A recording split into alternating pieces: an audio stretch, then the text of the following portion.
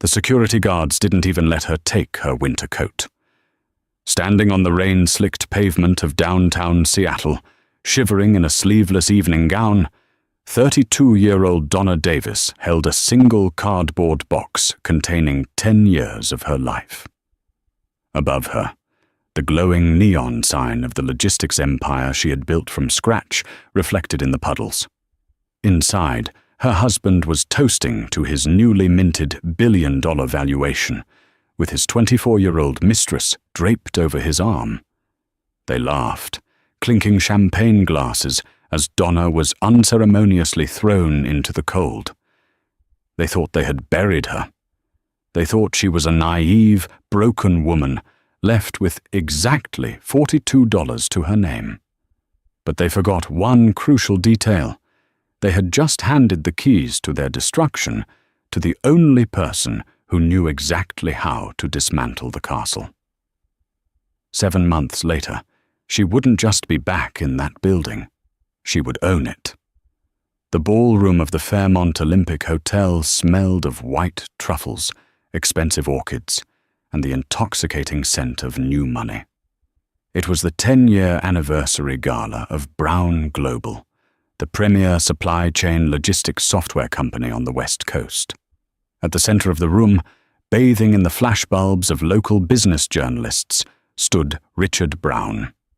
He was effortlessly charming, his tailored tuxedo fitting his broad shoulders perfectly, flashing that $1 million smile that had convinced angel investors to part with their fortunes years ago. Donna stood near the ice sculpture, nursing a sparkling water, watching the man she had loved for 12 years. She was the chief technology officer, but more importantly, she was the silent engine of the company. While Richard was the charismatic front man wooing clients on golf courses, Donna was the one who spent 80-hour weeks in windowless server rooms, coding the proprietary routing algorithm that made their software revolutionary. She had sacrificed her 20s, her health, and her dreams of starting a family to build this empire alongside him. "Donna, Richard wants to see you in the executive suite upstairs." A voice purred over her shoulder. Donna turned to see Chloe Davenport, the newly hired director of public relations. Chloe was 24, sharp-featured, and wore a silk dress that left very little to the imagination. There had been rumors about Chloe and Richard, whispers in the break room, lingering glances during board meetings, but Donna had aggressively pushed them down. Richard was her partner. They had built this from a garage in Bellevue. He wouldn't do that to her. "Thank you, Chloe," Donna said smoothly, setting her glass down. Donna took the private elevator up to the penthouse suite reserved for the evening's VIPs. When she pushed open the heavy oak doors, she didn't find a quiet moment to celebrate with her husband. Instead, she found Richard sitting behind a mahogany desk, flanked by 3 men in dark suits. On the desk lay 2 thick manila folders. "Richard, what is this?" Donna asked, a cold knot forming in her stomach. Richard didn't look up immediately. He carefully adjusted his cuffs, then leaned back, tenting his fingers. His eyes, usually warm and inviting, were flat and dead. "Have a seat, Donna. We need to handle some administrative cleanup before I give the keynote speech." "Administrative cleanup? It's our anniversary gala," Donna said, remaining standing. One of the suits, a corporate bulldog named Harrison, stepped forward. "Mrs. Brown, I am here representing your husband. Before you is a finalized divorce petition, citing irreconcilable differences. Beside it is a termination of employment from Brown Global, effective immediately." The air left Donna's lungs. The room spun, the opulent wallpaper blurring into a dizzying smear of gold and crimson. Divorce? Termination? "Richard, what kind of sick joke is this?" Richard finally stood up. He walked around the desk, his expression a mask of manufactured pity. "It's not a joke, Donna. The company has outgrown you. You're a brilliant coder, sure, but you don't fit the image of a billion-dollar tech giant's C-suite. And frankly, our marriage flatlined 3 years ago. I'm tired of pretending. Outgrown me?" Donna's voice trembled, rising in pitch as the shock mutated into white-hot panic. "I built the core architecture. You couldn't even spell logistics algorithm when we met. We own this company 50-50. Richard let out a soft, patronizing chuckle. It was a sound that would haunt Donna for months. "Actually, we don't. You should have read the Series C funding restructuring documents you blindly signed 6 months ago. Your shares were diluted and transferred into a holding trust controlled by the board. And the board, which I control, voted this morning to remove you. You have no equity, Donna. You have a severance package of 6 months' salary, contingent on you signing a non-disclosure agreement." The door opened behind her. Chloe walked in, a triumphant smirk playing on her glossy lips. She walked straight to Richard, slipping her arm through his. Richard kissed her temple. "Chloe and I are taking the company public next year," Richard said, casually, as if he were discussing the weather. "She understands the vision. She understands me." Donna felt as though she had been physically struck. 12 years. The late nights eating cold takeout, the panic attacks when they almost missed payroll in the early days, the absolute devotion she had poured into this man and this company, all of it weaponized against her. She had trusted him implicitly. She had signed those restructuring papers because he told her it was standard boilerplate to secure their new investors. "I'm not signing anything," Donna whispered, her voice shaking with rage. "I will sue you into the ground, Richard. I will take everything." Harrison, the lawyer, sighed. "If you don't sign the NDA tonight, the severance is revoked. Furthermore, Richard has already frozen your joint bank accounts, citing your erratic behavior and potential flight risk with company assets.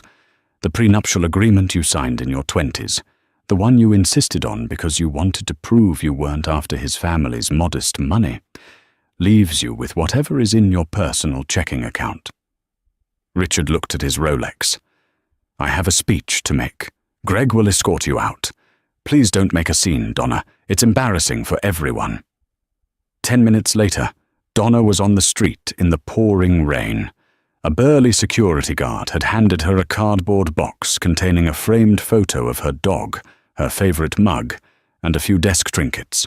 Her company phone had been remotely wiped and bricked. Her access badge was deactivated. She pulled out her personal cell phone and checked her private banking app. Available balance, $42.18. Through the massive floor-to-ceiling windows of the hotel ballroom above, she could see Richard standing at the podium, bathed in applause, raising a glass of champagne. Chloe was beside him, laughing. They had stolen her life's work, her husband, and her future, leaving her out in the cold. The first 3 weeks were a masterclass in humiliation. Donna bounced between a cheap, mildew-scented motel in Tacoma and her younger sister's cramped guest room in Portland. Every lawyer she consulted took one look at the mountain of paperwork she had naively signed and shook their heads. Richard had planned this execution flawlessly. Over the course of 2 years, he had systematically, legally isolated her. The board was packed with his fraternity brothers and golf buddies. The holding trust was ironclad. Every time Donna opened her laptop, the news was dominated by Richard and Chloe. They were featured in Forbes under the headline, "The Power Couple, Redefining Logistics." Chloe was giving interviews about women in tech, entirely erasing Donna's existence from the company's genesis. They were actively renovating the $5 million Mercer Island mansion that Donna had picked out and decorated. By week 4, Donna was working a shift as a barista just to pay for groceries and her cheap motel room. The woman who had engineered a multi-million-dollar routing matrix was now getting yelled at by teenagers for putting too much foam in their oat milk lattes. The sheer weight of the depression almost broke her. She spent nights staring at the ceiling, listening to the drip of a leaky faucet, imagining ways to end the pain. But Donna Davis was not built to shatter. She was an engineer. And engineers do one thing exceptionally well. They find the flaw in the system. One rainy Tuesday night, unable to sleep, Donna opened the cardboard box she had been carrying around since the gala. At the bottom, underneath a pile of dead pens and old sticky notes, was a battered, leather-bound notebook. It was her first coding journal from 12 years ago, back when she and Richard were working out of a damp garage. She flipped through the yellowed pages, looking at her messy handwriting, the raw mathematical formulas that would eventually become the lifeblood of Brown Global. As she traced her fingers over an old schematic, a memory flashed in her mind. The Genesis Protocol. Before Brown Global was even an LLC, before they had a single investor, Donna had patented the core algorithm. She had done it to protect her intellectual property, because Richard had been careless with a laptop at a coffee shop once. She had filed the patent under her maiden name, Donna Davis. Her heart began to hammer against her ribs. She scrambled for her cheap, second-hand laptop and logged into the U.S. Patent and Trademark Office database. Her fingers flew across the keyboard. There it was. Patent number 8,459,201. The Davis routing matrix. But how did the company use it legally? She dug through her old personal emails, frantically searching for the initial licensing agreement she had drafted with a cheap online legal service back in the day. She found the PDF. She opened it and began to read the dense, amateurish legalese. Suddenly, Donna stopped breathing. She read the paragraph again, and then a third time. A slow, dangerous smile crept across her face, the first smile in over a month. Richard, in his arrogance, had never bothered to buy the patent from her. He had assumed that because they were married, what was hers was his. They had simply drafted a perpetual licensing agreement. But Donna, being a meticulous and slightly paranoid engineer back then, had added a standard boilerplate clause she found on a legal forum, the non-assignment clause. The clause stated clearly, the license to utilize the Davis routing matrix is granted exclusively to Brown Logistics, LLC. This license is strictly non-transferable. In the event of a change of control, merger, or corporate restructuring that alters the fundamental ownership entity, the license is immediately terminated and all rights revert to the patent holder. 6 months ago, Richard had restructuring the company to dilute her shares. He hadn't just changed the ownership. He had completely dissolved Brown Logistics, LLC, and rolled its assets into a newly formed Delaware C Corp named Brown Global Inc. to appease the new investors. By pushing Donna out and restructuring the corporate entity to steal her money, Richard had accidentally triggered the poison pill. Brown Global Inc. had absolutely no legal right to use the algorithm. Every single piece of software they were currently selling, every routing protocol moving billions of dollars of freight across the country, was operating on stolen intellectual property. If Donna sued them for patent infringement, the litigation would take years, and Richard had the capital to tie her up in court until she starved. A lawsuit wasn't the answer. That was playing his game. She needed to hit him where he had no defense. She needed to let him build his house of cards higher, completely unaware that she held the match. Donna quit her barista job the next morning. She had a new full-time job, the complete and utter annihilation of Richard Brown. But she needed capital. She couldn't walk into a major financial institution. Richard's PR machine had painted her as a mental breakdown risk, a disgruntled ex-wife. She needed someone ruthless, Someone who hated Richard as much as she did. Enter Barbie Pendleton. Barbie was a 70-year-old billionaire who had made his fortune in old-world shipping and rail lines. 3 years ago, Richard had aggressively courted Barbie for a $50 million investment. During a public dinner at the Seattle Space Needle, Richard, high on his own arrogance, had mocked Barbie's archaic business model in front of a dozen tech reporters, calling him a dinosaur destined for the tar pits. Barbie had walked out, and he had never forgotten the insult. Getting a meeting with Barbie was nearly impossible. Donna spent 3 days tracking his movements until she figured out his routine. Every Friday at 6 a.m., Barbie had breakfast alone at a grimy, authentic diner near the Seattle shipyards, a tribute to his blue-collar roots. When Donna slid into the vinyl booth across from the Billionaire, his security detail immediately stepped forward. Barbie held up a single, weathered hand to stop them. He looked at Donna, his sharp blue eyes assessing her cheap coat and tired face. "Donna Brown," Barbie rasped, his voice like gravel. "I read you went crazy and moved to a commune, or so the blogs say." "It's Donna Davis now," she said evenly, not breaking eye contact. "And I'm not crazy, Mr. Pendleton. I'm poor, because my ex-husband stole my company. But I am here to offer you the head of Richard Brown on a silver platter." Barbie chuckled, wiping his mouth with a paper napkin. "My dear, half of Seattle wants Richard's head. He owes money to everyone. He lies to his investors, and his new PR bimbo is burning cash like it's firewood. But he's insulated.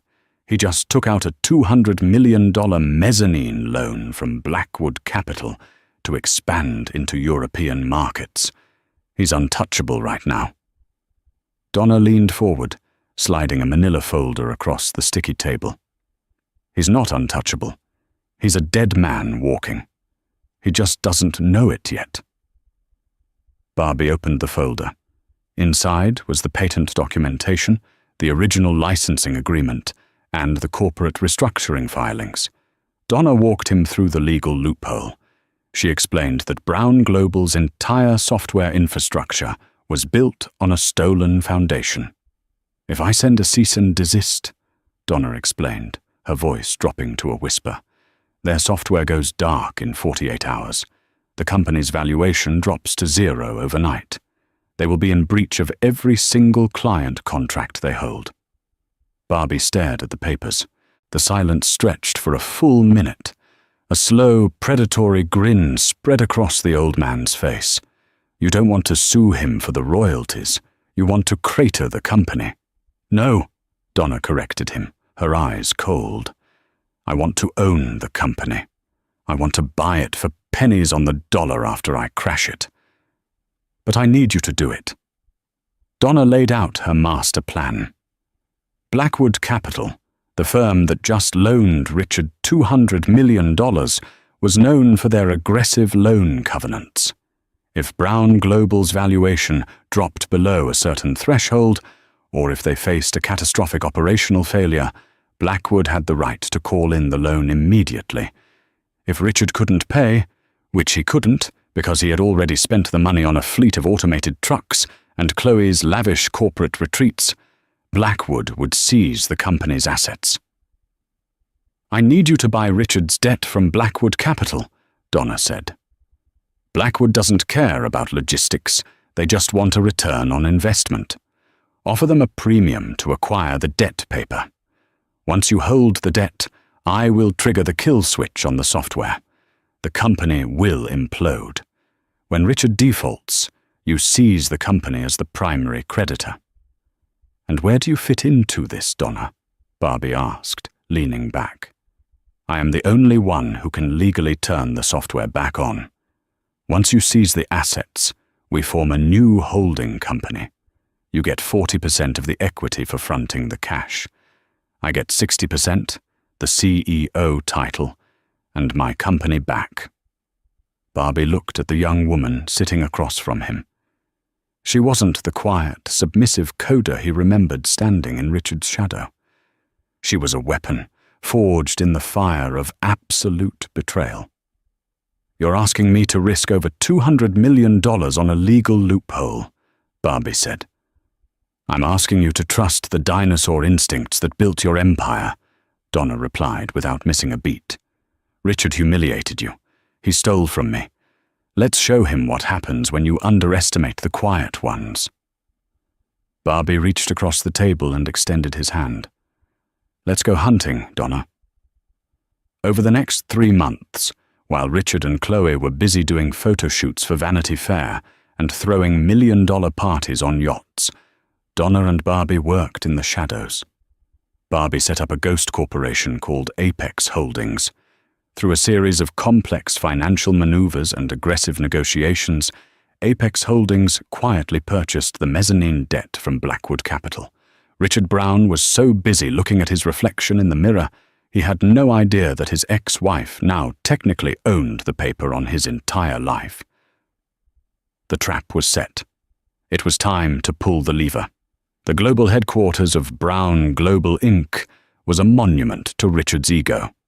Located in a sleek, glass and steel skyscraper in downtown Seattle, the top 3 floors boasted panoramic views of the Puget Sound, cold brew coffee on tap, and a multi-million-dollar modern art collection curated by Chloe.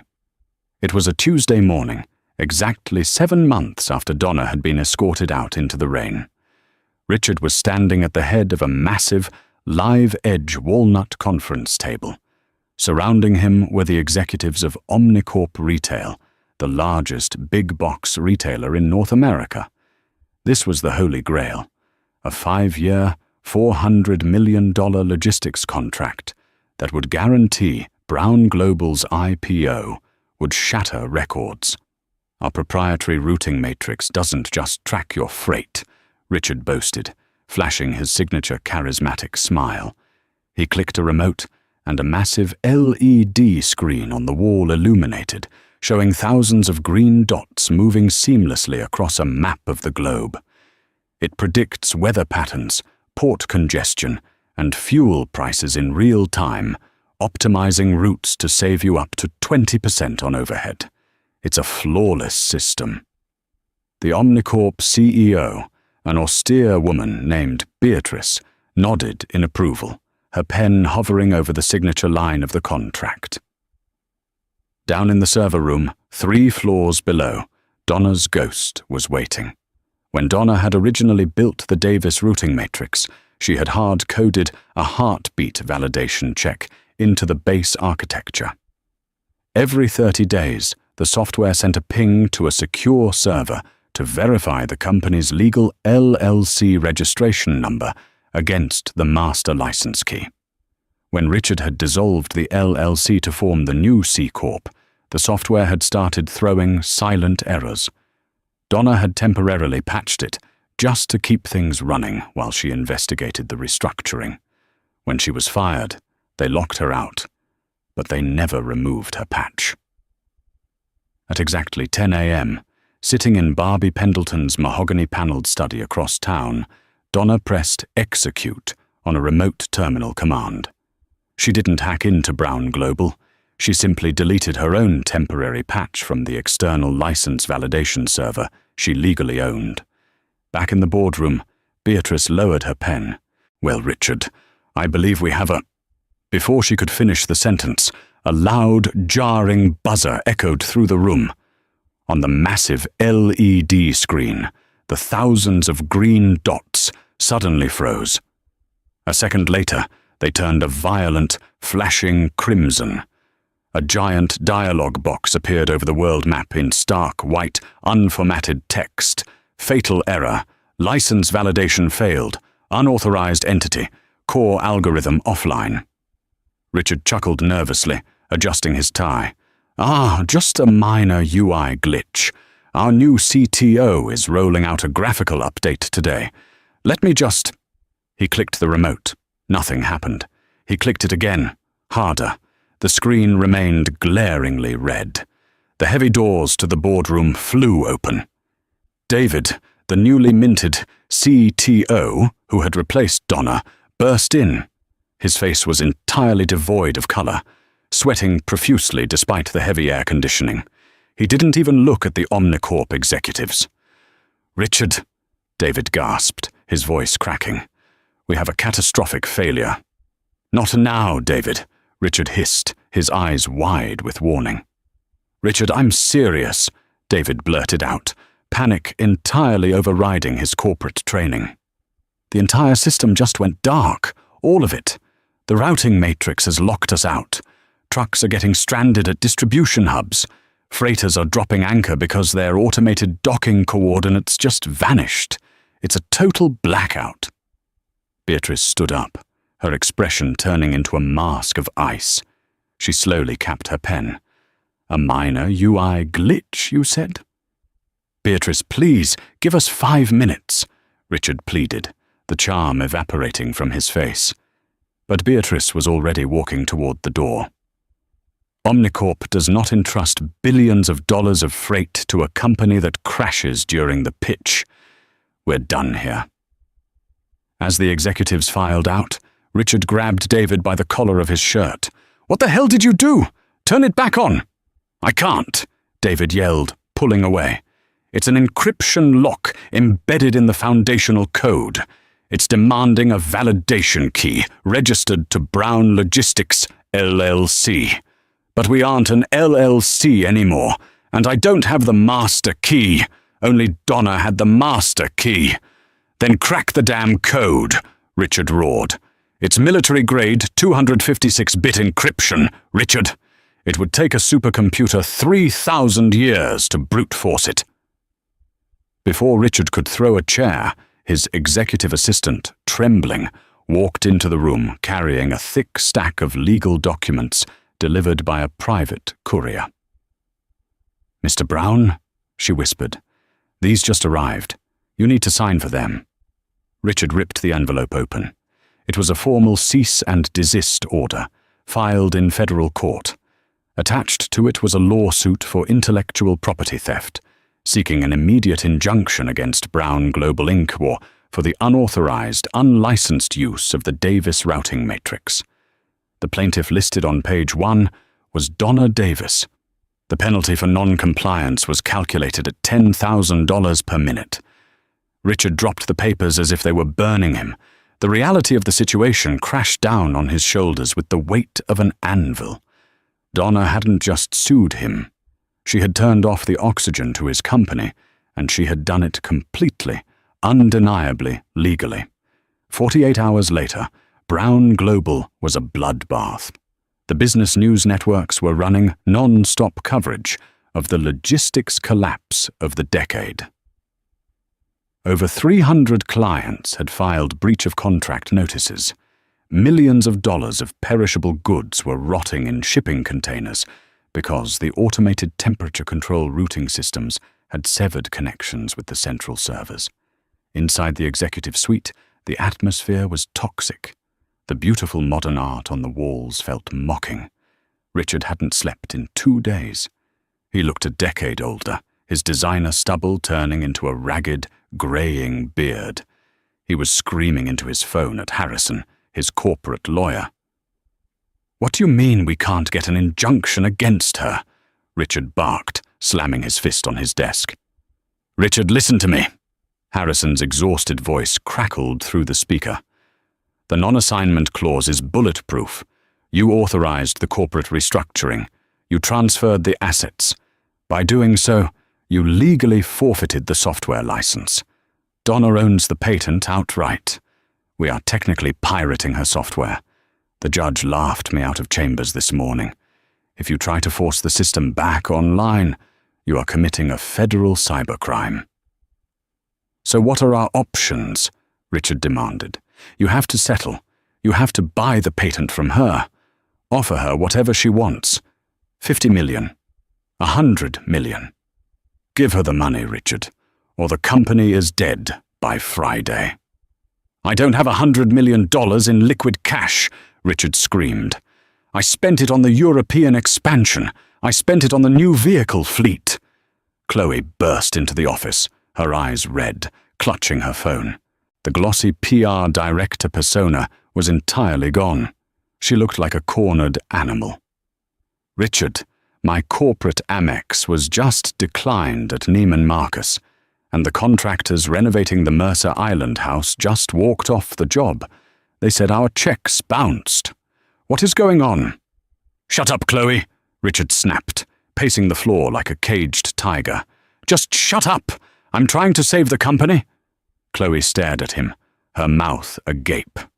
The illusion of the powerful, flawless billionaire had shattered, leaving behind a frantic, vicious man.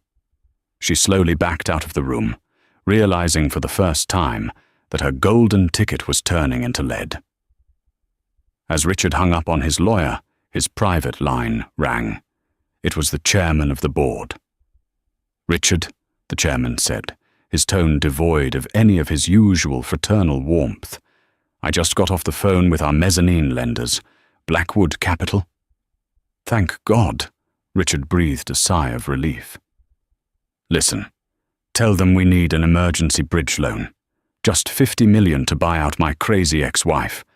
Once we have the license back, we stabilize." "You don't understand, Richard," the chairman interrupted, his voice cold. "Blackwood doesn't hold our debt anymore. They sold the paper 3 months ago to a private holding firm called Apex." Richard stopped pacing. A cold dread pooled in his stomach.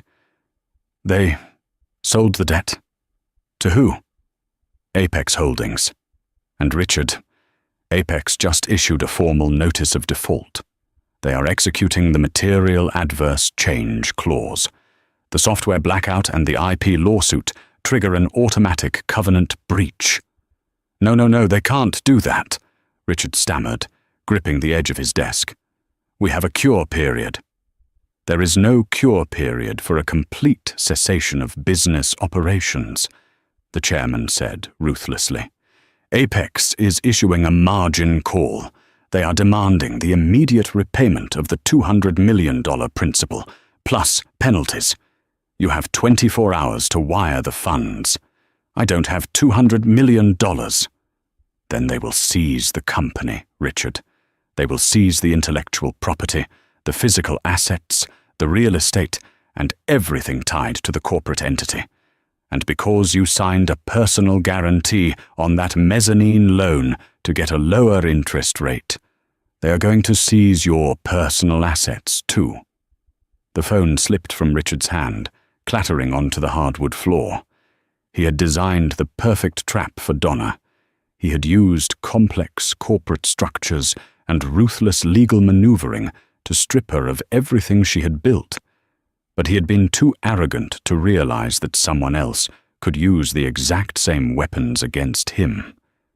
He was drowning, and the very financial leverage he had used to build his empire was the anchor dragging him down.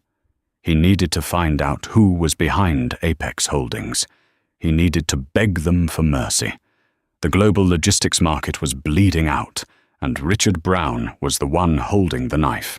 In the agonizing 24 hours following the catastrophic software blackout, Brown Global Incorporated transformed from a revered Silicon Valley darling into a toxic, radioactive liability. The business news networks, CNBC, Bloomberg, Fox Business, ran looping, relentless coverage of the disaster. Every screen Richard walked past displayed his own face, plastered next to screaming red tickers that tracked the company's plummeting valuation. It wasn't just a temporary tech glitch, it was a systemic, undeniable paralysis of global supply chains. By dawn the next morning, 312 major corporate clients had officially filed breach of contract notices.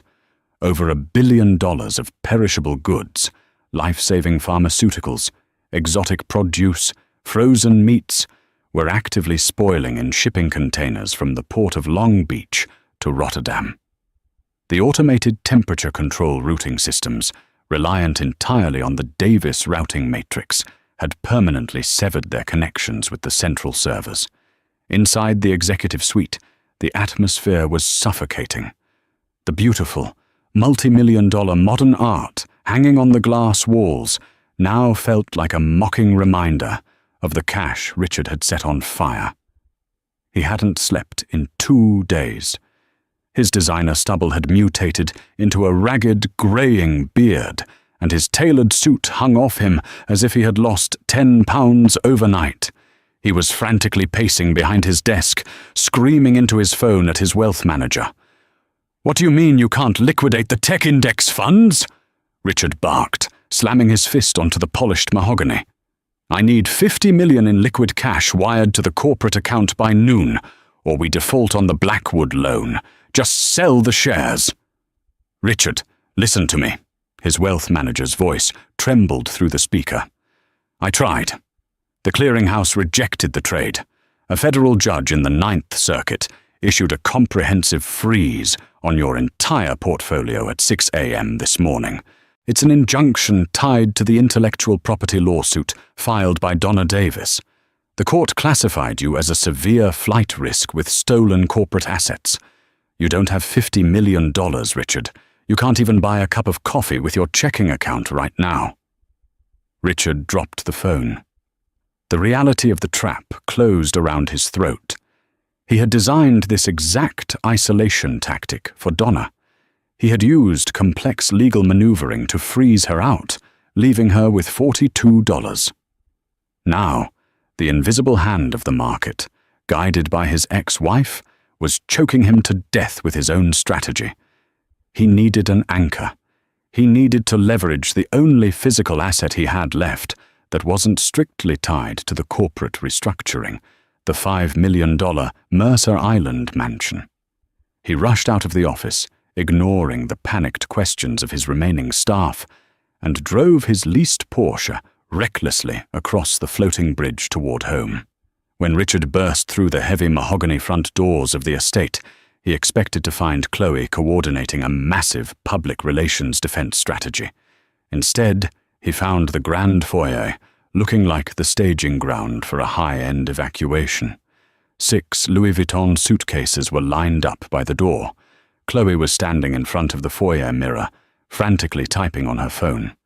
She was dressed in a sleek cashmere trench coat and oversized Celine sunglasses, her perfectly blown-out hair tucked away.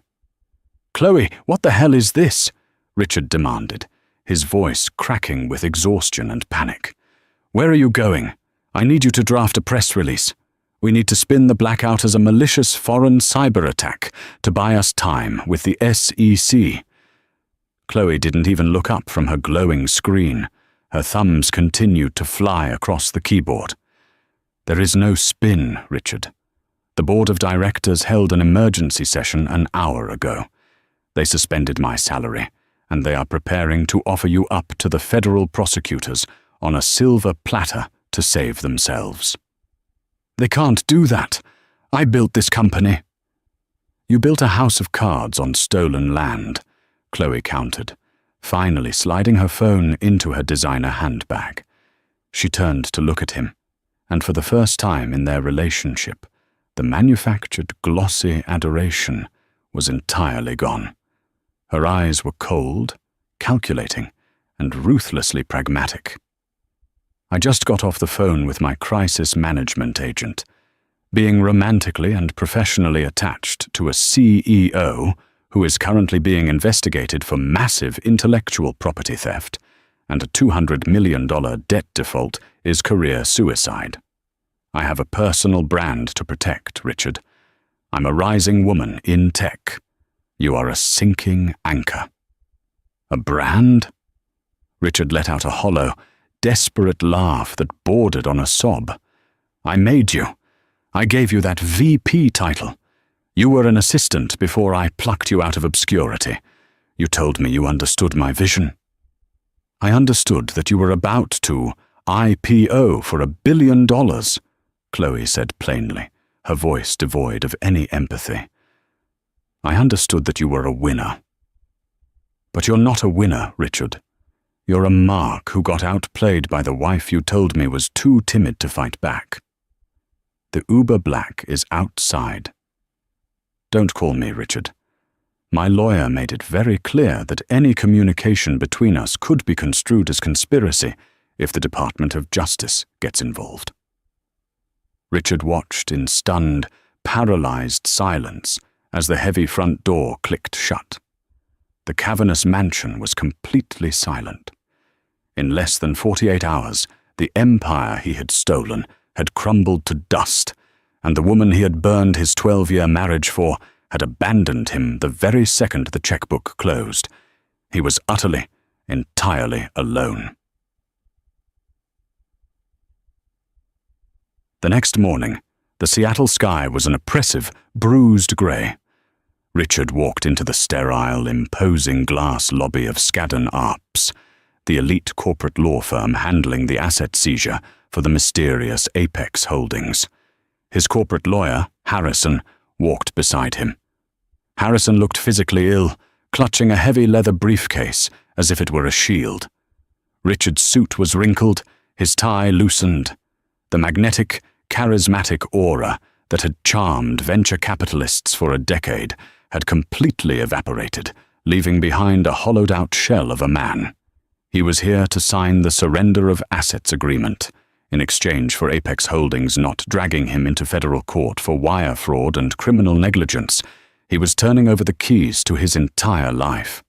Brown Global Inc., the proprietary code, the physical servers, the commercial real estate, and his personal properties, which he had arrogantly used to collateralize the Blackwood loan, were all gone. "Just keep your head down and your mouth shut, Richard," Harrison muttered as they approached the towering mahogany double doors of the primary conference room on the 50th floor. "The Apex liquidation representative is going to be ruthless. They bought your debt at a premium specifically to gut you. We have absolutely zero leverage. Do not argue. Do not negotiate. Just sign the papers and walk away with your physical freedom. You can start over in a few years." Richard swallowed hard, a knot of pure bile rising in his throat. He pushed open the heavy doors, bracing himself to face a team of faceless, silver-haired Wall Street liquidators ready to pick over his financial carcass. Instead, the massive, sunlit conference room was almost entirely empty. There were only two people sitting at the far end of the long, polished marble table. One was Barbie Pendleton, the 70-year-old shipping billionaire Richard had publicly humiliated at the Space Needle 3 years prior. Barbie was leaning back in a plush leather chair, calmly sipping a cup of black coffee, looking thoroughly and viciously entertained. And sitting directly at the head of the table, illuminated by the floor-to-ceiling windows overlooking the Puget Sound, was Donna. She wasn't wearing the oversized hoodies and jeans she used to code in, nor the cheap motel clothes she had been reduced to months ago. She wore a sharply tailored navy blue power suit, her hair pulled back into a sleek, no-nonsense knot. Her posture was flawless. In front of her sat a single, thick stack of legal documents, and beside those documents, resting casually on the polished marble, was the cheap cardboard box she had carried out into the rain 7 months ago, the framed photo of her dog sitting right on top. Richard stopped dead in his tracks. The blood drained from his face so rapidly that his vision blurred, black spots dancing in his peripheral vision. He swayed on his feet, his brain violently misfiring as it tried to process the impossible image before him. It was a cognitive dissonance so severe he thought he might be hallucinating from sleep deprivation. "Barbie," Richard choked out, his voice barely a whisper, his eyes darting frantically between the old billionaire and his ex-wife. "Donna? What are you doing here? Where is the rep from Apex?" Donna leaned forward, resting her forearms gently on the marble table. Her eyes, which had once looked at him with nothing but unconditional love and support, were now the temperature of liquid nitrogen.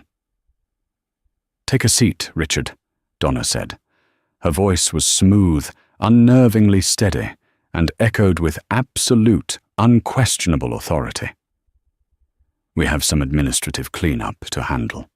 Harrison, the seasoned corporate bulldog who had spent decades destroying smaller companies in courtrooms, realized exactly what was happening a fraction of a second before his client did.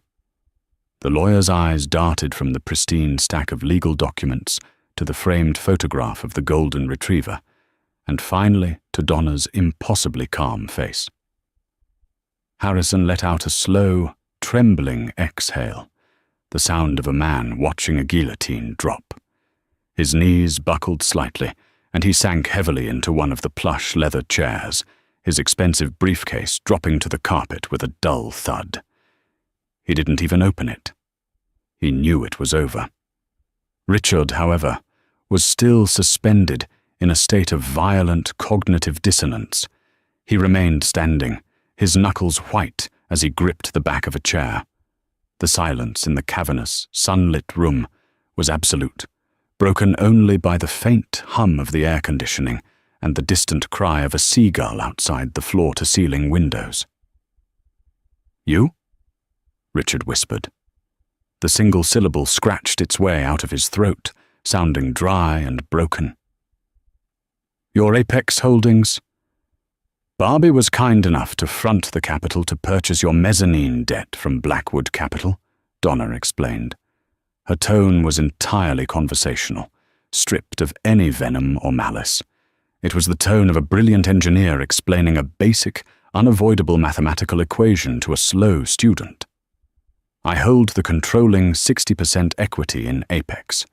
You see, Richard, when you pushed me out to steal my company, you forgot who built the foundation. You thought because I preferred the server room to the spotlight, I didn't understand the machinery. You assumed my silence was stupidity." The shock paralyzing Richard suddenly shattered, replaced by a surge of desperate, cornered adrenaline. He slammed his hands onto the marble table, his face flushing a deep, mottled purple. "You crashed the software," Richard screamed, pointing a shaking finger inches from her face, his spit flying onto the polished stone. "You sabotaged the company. I'll have you arrested for cyber-terrorism. I'll have the FBI drag you out of this building in handcuffs." Barbie Pendleton chuckled softly, the sound dry and grating like sandpaper. He set his bone china coffee cup down on its saucer with a delicate clink. "Careful, son," the old billionaire rasped, his icy blue eyes narrowing. "You're speaking to the sole, legal owner of the Davis routing matrix. She didn't sabotage a damn thing. She simply stopped providing a billion-dollar proprietary asset to a company that was actively pirating it. A company that you, in your infinite, boundless hubris, restructured into a corner. You triggered the default on purpose." Richard pivoted, his voice rising an octave in sheer panic. "You forced the margin call. You deliberately orchestrated this so I couldn't pay." "I forced absolutely nothing," Donna corrected him, her voice cutting through the room like a scalpel.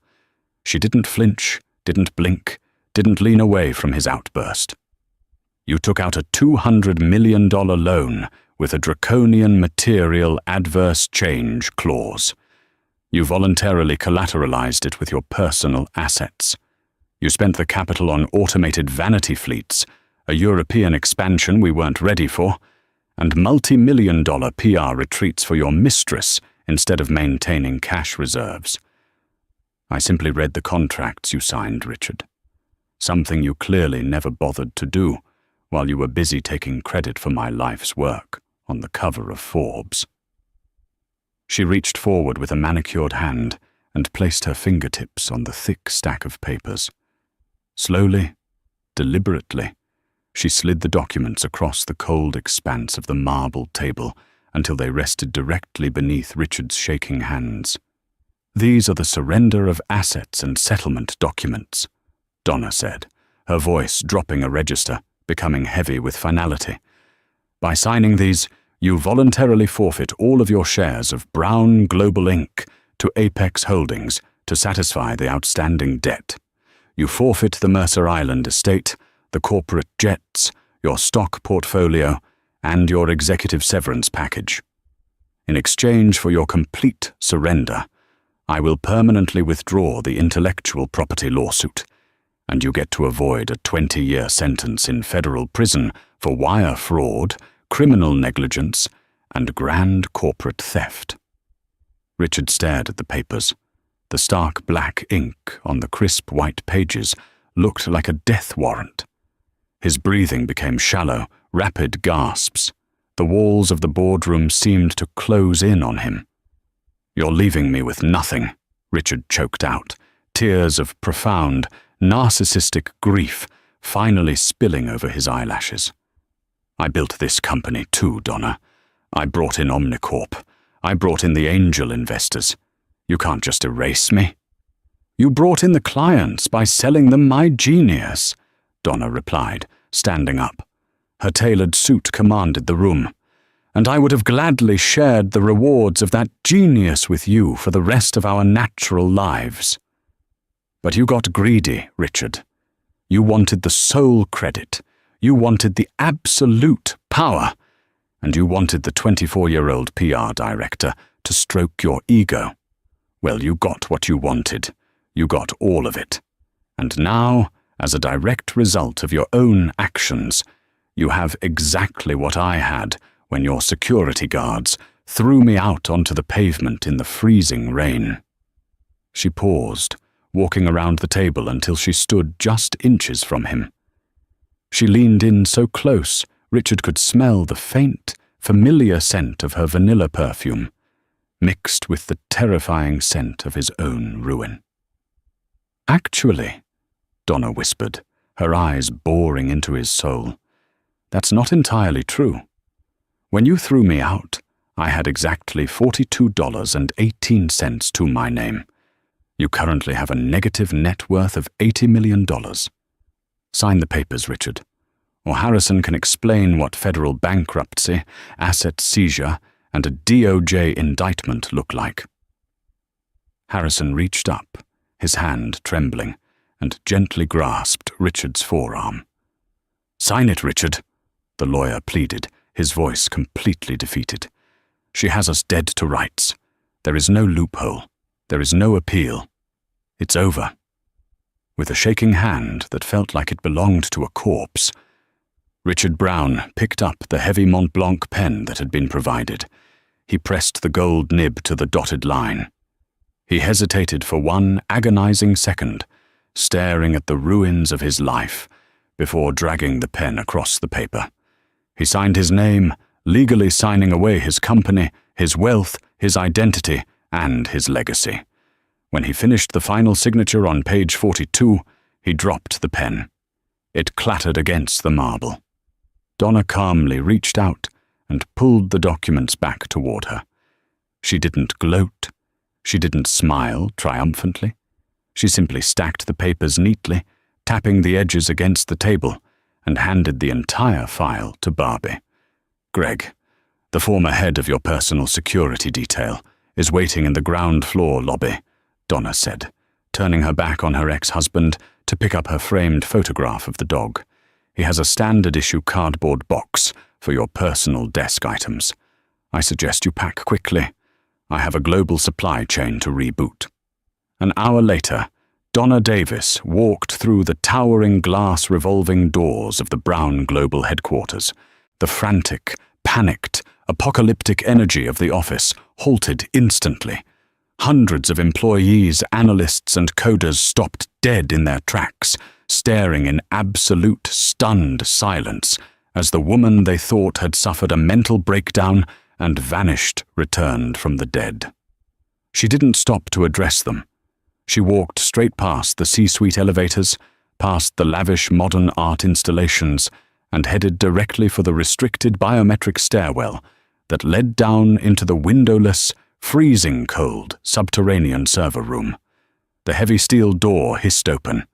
She stepped into the familiar, comforting hum of the massive server racks, the beating heart of the empire she had built with her bare hands. Donna walked to the central master terminal. She opened her laptop, plugged in a direct hardline connection, and logged in using her original master admin credentials. The command prompt blinked, a tiny white cursor waiting in the dark sea of the screen. Her fingers, which had scrubbed espresso machines for minimum wage just months prior, hovered over the keyboard. She typed a single, elegant line of alphanumeric code. She pressed enter. Within 3 seconds, a massive, synchronized whir echoed through the basement as the mainframes unlocked. Upstairs, on the trading floors and in the executive boardrooms, the massive LED screens flickered violently. The blinding, blood-red warnings that had paralyzed global commerce vanished in a heartbeat. Thousands of brilliant green dots reappeared instantly, spreading across the digital map of the globe like a rising sun, tracking freighters, planes, and trucks with flawless, predictive precision. The system was alive, breathing, humming with perfect optimization. Donna Davis stood alone in the quiet, icy air of the server room, finally inhaling a deep, unburdened breath. She had lost a treacherous husband, but she had gained an undisputed empire. And this time, her name was the only one on the deed. The spectacular rise, fall, and resurrection of Donna Davis stands as a brutal, modern testament to the fatal flaw of arrogance, the dangerous assumption that silence equates to weakness.